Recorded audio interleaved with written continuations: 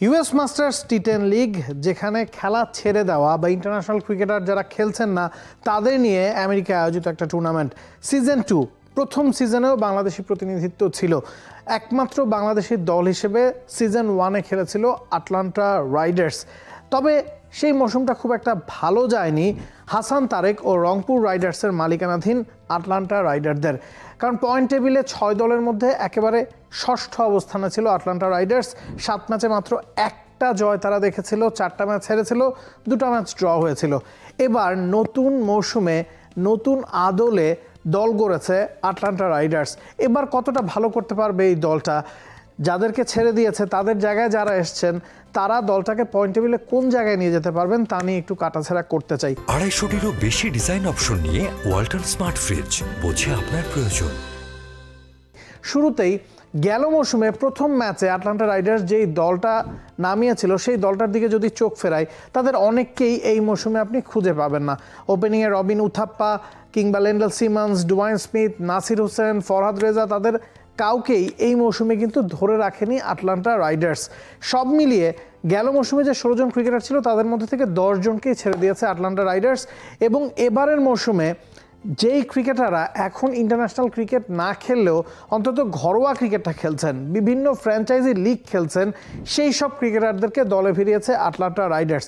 এর কারণ ধরুন একটা দলে সুরেশ রায়না আছেন বা অ্যারন ফিঞ্চ আছেন, তারা যেই পরিমাণ পারফর্ম করতে পারবেন, যেহেতু ইন্টারন্যাশনাল ক্রিকেট বা ঘরোয়া ক্রিকেট তারা এখন খেলছেন না, তাদের তুলনায় গ্লোবাল সুপারস্টার ক্যাটাগরিতে আটলান্টা রাইডার্স যে নুরুল হাসান সোহানকে নিয়েছে তার থেকে নিশ্চিতভাবে আপনি বেশি সার্ভিস পাবেন, কারণ নুরুল হাসান সোহান খেলার মধ্যে আছেন। এই কাজটাই ড্রাফটে বসার আগে প্রি ড্রাফট সাইনিংয়ে কিংবা ড্রাফটে করার চেষ্টা করছে আটলান্টা রাইডার্স।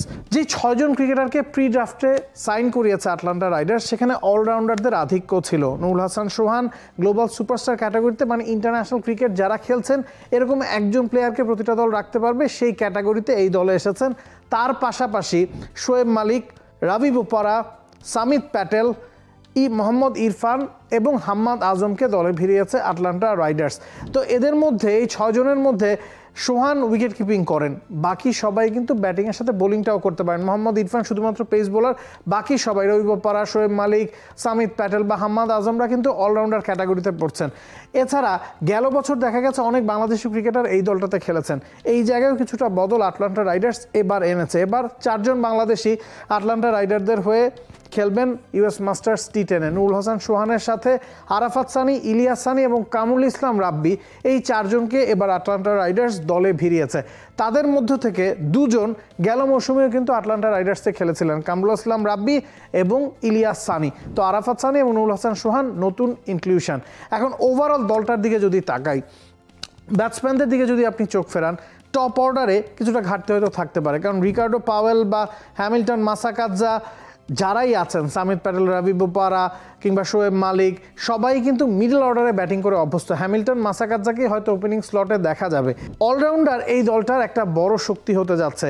প্রপার অলরাউন্ডার বলতে যেটা বোঝায় বেনি হাওয়েল, রাবি বোপারা, সামিত প্যাটেল, যারা এখনও পর্যন্ত ঘরোয়া ক্রিকেটে খেলছেন, বিভিন্ন ফ্র্যাঞ্চাইজি লিগে খেলছেন ইংল্যান্ডের হয়ে, তারা এই দলটার মূল শক্তি হতে যাচ্ছেন, কারণ তারা একজন 3 জনই প্রপার অলরাউন্ডার।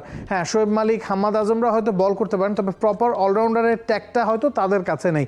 তো অলরাউন্ডার এই দলটার সবচেয়ে বড় শক্তির জায়গা হতে যাচ্ছে।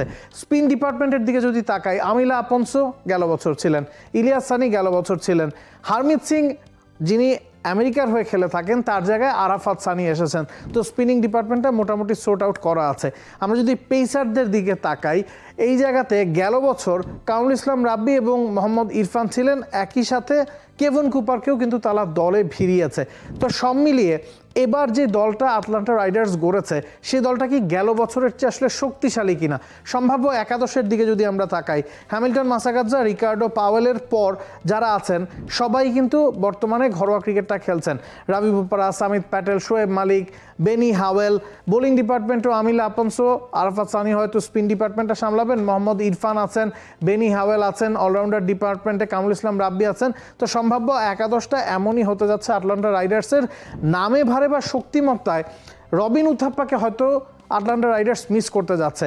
তবে গ্র্যান্ট এলিয়ট কিংবা নাসির হোসেন, ফরহাদ রেজা, তাদের জায়গায় রবি বোপারা, শোয়েব মালিক, সামিত প্যাটেলরা ওই জায়গাটা তো হয়তো পুষিয়ে দেবেন এবং তার চেয়ে বেটার পারফর্ম নিশ্চিতভাবেই করবেন, কারণ আটলান্টা রাইডার্স এইবার ড্রাফটে বসেই ছিল যারা খেলার মধ্যে আছেন সেই ক্রিকেটারদেরকে দলে ফেরাতে, এবং ওই জায়গায় ওই ট্রিকটা হয়তো আটলান্টা রাইডার্সকে এবার পয়েন্ট টেবিলে একটা ভালো অবস্থান, শক্ত অবস্থানে নিয়ে যাবে। For more updates, subscribe to our YouTube channel and click on the bell icon. Follow us on Facebook and Instagram. Download T-Sports app to enjoy exciting games and highlights. Visit tsports.com.